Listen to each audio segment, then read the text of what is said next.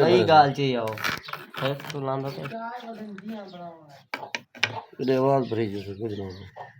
मरी जाना ओ कटी बोल